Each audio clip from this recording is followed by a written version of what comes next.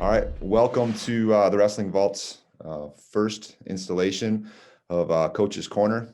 Mitch Hancock and I are going to talk about a specific topic each week. We're going to try to really just stick to that topic. We don't want to go off in too many tangents or rabbit holes. So this week, we're going to stick to practice length. We think that's really important, especially heading into the start of this season, making sure that you're running an efficient practice and making sure you're keeping it a well-run and prepared practice. So each week we're going to do a different topic. If you like what we're doing, you like the content, message us through the contact page on the Wrestling Vault and tell us what you want to hear, and we'll discuss it. But we're going to do this once a week. You'll be able to find it on Michigan Grappler as well. But the goal is to do it once a week, and we're going to talk about youth, middle school, and high school practices because that's what we're good at. That's what we do almost on a daily basis every single day. And so Mitch, you got anything to say? Yeah, I'll start off with a funny joke, right? In my first few years of coaching, we don't have a digital clock in our room. So the guys, it's funny, they bought me a digital clock with an alarm on it as a, sort of a joke gift at the banquet so that I could get those guys out of practice in time because I was known for pretty long practices. So that mindset has sort of changed, but I think in my 30-year coaching, these guys as an award or as a gift at the banquet, that's what they gave me. What do you think changed? Why? What besides the clock? Yeah, I just think I have a better understanding of your athletes, right? So at first, I was trying to, we didn't have the talent, obviously, that we have now and what we've developed and so on. So I think you have to coach to your team too. So when you have really raw, young, inexperienced wrestlers, it takes a little bit more time to teach them, right? So I think when you have a more experienced and talented team, you're worried about injuries and you want to keep them sharp and you want to keep them hungry. So I think we can go on a lot about that in other episodes, but I think that does have an impact on how long your practices should be. Yeah, absolutely. We're going to talk about, I think, like 3 practices that we typically run. So we have some different types of practices we run. We're not going to go into details on all of those practices, but typically I run a regular practice, and that's going to be an hour and a half long. And maybe it's an hour and a half, maybe it could be an hour and 45, depending on when we start. But I never go past 5 p.m. So we're either starting at 3:15 or 3:30, and we're always done by 5. I typically only keep it to 90 minutes though. And I know Mitch is the very similar, same kind of way. And then we're going to talk about a pre-match practice, which would be the day before a tournament or day before a dual meet. And then I'm going to talk a little bit about a training day because that's really important in my program. And those are typically going to be an hour or less. But we'll get right into it. Lowell, I think it's important for you guys to know what the structure of our program is. We have 2 full mats. We practice in a different building. We do not practice at our high school. We have to go to our elementary school. That's a whole nother story, but that's the way it's been since the beginning of Lowell wrestling. Became great back in the 80s and 90s. But we have to travel, get out of school. We travel 2 miles, go to the locker room, get weighed in, and then we're having 50 to 60 kids in the wrestling room, 1 practice for all levels. So I'm having my first year high school kids practicing with my, state champs and all state kids, my elite kids. And we run the same practice for everybody. And I find that those kids that are first years, they learn a ton by just being a part and being around those high level guys. So I know Mitch uses a little bit different. Yeah, first of all, a question for you. I mean, has your practice times changed? I know when I was in college, and maybe you can say the same, is I just feel like our practices at times were 2.5 hours long, right? So, I mean, what are you looking for in your athletes? A question, obviously to you. And has that changed? Were you ever practicing at the 2-hour mark? Yeah, absolutely. The 2-hour mark was something that I think was like the industry standard. Normal, right? You know what I mean? I just think that's why. But as I got going through it, and to be honest, I have a wife and kids, and I have assistant coaches who have wife and kids, and we tried being more efficient, and it was helping not only us, because that's important to have all those coaches in the room, but it was also helping the athletes. We've been right near the top of the highest GPA over the past 10 years for across the state, every division. Last year, super high GPA. This year is not going to be any different. And the reason I bring that up is because academics are really important to our kids. We have kids that are taking Calc 3 at, the community college next door. We have kids that are in the symphony orchestra. They got to do practices and stuff like that. So being efficient with time is super important. I've learned that as I've kind of went. It's not all just about wrestling. Wrestling's kind of that release for those kids. But when they come and they have a short, efficient practice, it's better for everybody. It's a win for everybody. So we can get I'm into glad how you I do brought that. that up. So you're saying, hey, let's keep it to 5, and then obviously you can run through with your youth guys. We flip it a little bit. So we have the same sort of setup, 2 mats. We got a beautiful wrestling room. Our varsity room typically holds around 35 athletes. We try not to get over 35. So our freshman JV wrestlers, right, if they're not in the varsity room or don't have the talent at that level, will practice from 3 o'clock to 4:15. So they get an hour and 15 minutes. In the meantime, our varsity guys are either weightlifting, study hall. You talked a lot about academics, study hall from 3 to 4:15, or we're conditioning and doing maybe a Bible study or a wrestling mindset workout. So we try and vary that a little bit with our varsity guys. Then they're on the mat from 4:15 to 6, no later than 6. So that's an hour and 45 minutes. Sometimes we'll go 4:30 to 6. But I've forced myself with running youth practice at 6 o'clock that I can never, ever go over an hour and 45 minutes. And I like that. All right. That helps me. So our youth guys start at 6, they go till 7:30. So it's created sort of that sort of blocker for me, which helps. Yeah, 5 p.m. is my thing, man. I started looking at it and I'm like, oh shoot, I got 10 minutes until practice is over, and I will not go past 5 o'clock. And because these kids need to get on their schedule, they have studying to do, and there's a lot of things after practice that need to happen. So that's been important to me, is always look up and kind of make sure I'm getting it done before 5 p.m. You know what else I think is beneficial, right? So the sooner practice ends, and I don't know, this goes for a lot for our guys, is we don't have windows in our wrestling room. So it's dark, right? So these guys are getting up at 6:30, getting to school at 7. It's dark, especially in the winter, right? And if you keep them till 6:30 at night, it's dark. So they never get a real opportunity to see daylight, right? So to get them outside, and especially into winter, is nice. So being able to practice and get them out of there at a decent time, I think, is somewhat beneficial for their mentality. Yeah, I guess I never really thought about that, but it is crazy when you get out and you see the daylight, and then how refreshing it is for the mind and how much energy it kind of puts in you. So that's a great point. Never really thought about it that way. So a little bit about you and I are huge on practice plans, and I know that we have them on the Wrestling Vault. Speak a little bit about how practice plans benefit you in staying on time and staying organized during your practice. You and I were talking a little bit before this podcast and how you utilize your assistant coaches too. Yeah, well, this has evolved. It's evolved over time, how I do the practice plans. To be honest, like when I was first starting out, I wasn't as detailed. I wasn't as disciplined with it. What we did is we would meet as a coaching staff before every practice while the kids were getting their weight checked and getting up, and they kind of run the warm up on their own sometimes. And then when I come up in the room, it's like we bring it up, we talk about all the specifics, the house cleaning stuff that we need to do. But the practice plans are so important for me and for the coaches, because we all can be on the same page. So we start using Google Docs with technology. So we really can kind of collaborate as the day goes on. When I'm in my work day and, different times of the day, we can talk about the practice plans, but I stick to it, and I try to stick to the structure, because I think the consistency is helpful for the kids, because they kind of know what's going on. You don't want to do the same thing every day by all means, but I kind of work it as like, we're going to do our house cleaning stuff. We're going to talk about academics, travel, everything we need to talk about. We're going to get into our warm-up. Warm-ups will look different every time. That's 10 to 20 minutes. And sometimes we're drilling as part of our warm-up, depending on the day. And then usually I go through like a top. I'll start with top. We'll work on review of top, or teach a technique, or maybe add something onto it. 10 to 20 minutes, maximum. Then we kind of move to bottom, because top and bottom, we stay on the mat. I like starting out on the mat. You're not picking up a guy and slamming them down. You're kind of getting your blood flowing a little bit.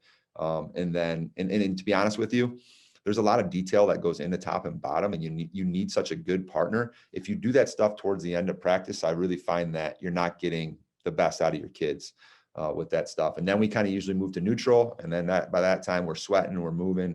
And again, I'm teaching techniques throughout this year, but sometimes it's more just review.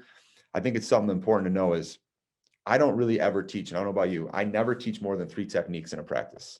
Okay. And rarely do I ever teach more than 2. a lot, and I'm always reviewing with those things. And we stay very basic in the hour and a half practice.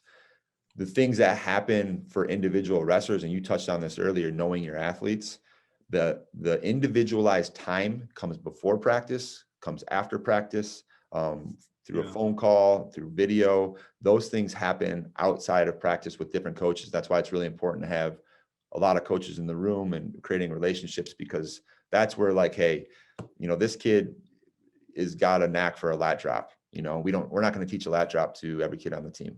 We're only going to teach it to specific kids. We find that stuff out later on. And then kind of moving on, top, bottom, neutral, the techniques I teach in the drill, and we're always moving with it. You're never just sitting there learning a move for 20 minutes. I'm teaching it for 2 minutes, and then we're going off and doing it, and coaches are working the room. And then we're going to spar or play wrestle. And then depending on what kind of day it is, we'll probably only spar or play wrestle. We only usually wrestle live once, maybe twice a week. So, all right, let's talk about the week, right? Coach Borelli always said, Michigan high school wrestlers never have to really practice to get better, right? They're always weighing in, right? Necessarily home weigh-ins on a Tuesday for a Wednesday match, and then your home weigh-ins on a Friday for a Saturday match, typically in the state of Michigan. Let's talk about practice week and how that looks. So Monday, obviously, we'll start the week on a Monday. What are the Lowell Red Arrows doing on a Monday? What does your week look like for practice? Usually Monday's like our install day. We kind of know what we're going to face on a Wednesday or Saturday, and what we're going to work on. Why do you call it an install day? I like that word. Just because we're going to probably be installing the technique. So maybe the 2 or 3 techniques that I teach, we're going to be reviewing those throughout the week. So maybe, we're going to wrestle Richmond, who likes to ride the legs. So we're going to work on leg defense early that day, and then we're going to review it throughout the week. That's just an example. But, early in the season, when we had those 2 or 3 weeks to get ready for the season, might be different this year.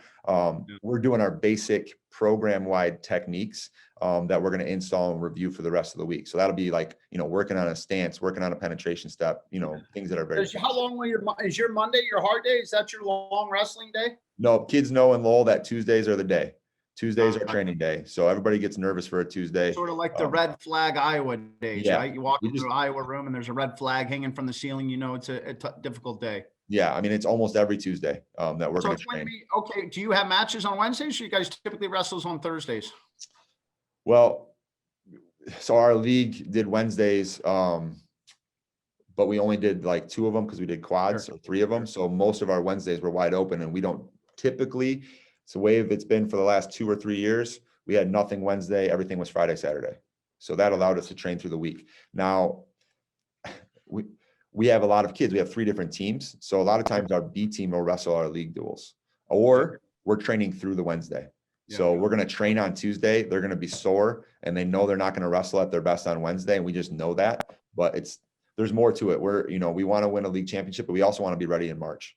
It's all right to wrestle sore, right? It's all right to wrestle a little tired, because I think it prepares those guys for day 2 of the individual state tournament. So absolutely, we run a similar practice, right? Our notes are posted up on Monday from the weekend. So Saturday, I'm busy. Sunday, taking all the notes and putting them into documents and sharing them with their guys, so that when they walk into the practice room, they know, where they have to make strides. And then that practice plan is based off of our performance on Saturday and areas of improvement. Same thing, right? We got to wrestle, let's say we have to wrestle Davison, right? You're working on clearing inside ties, defending front headlocks, and making sure that you guys are aggressive in the first 30 seconds of the match and the last 30 seconds of the match. So preparing, I think, on Monday is a big preparation day. Tuesday's a good training day. And then obviously if you're training through Wednesday, Tuesday's, a hard wrestling day. Wednesday's your match day.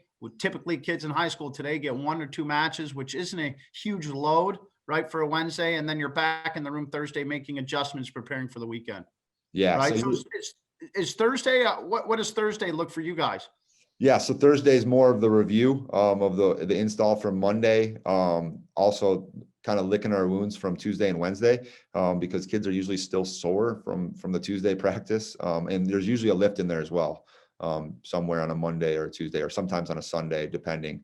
But then Thursday, it's really about, getting a sweat going and reviewing, sparring, not getting your heart rate elevated too high. And same thing on Friday, short, quick goes with sparring and review of the technique, and then getting ready for Saturday. So yeah, Monday is extremely important. I'm kind of realizing this as I'm talking about it, how important Monday is, because it really it dictates the rest of the week on what we're going to be working on and how those things go. Yeah, and I'll speak a little bit to we talked a little bit about a pre-match workout, right? So tournament is on a Saturday. On a Friday, we have a pretty good workout. So it's anywhere from 45 minutes to an hour to where our guys are running through their number ones, their number twos, right? Their best escapes, best reversals.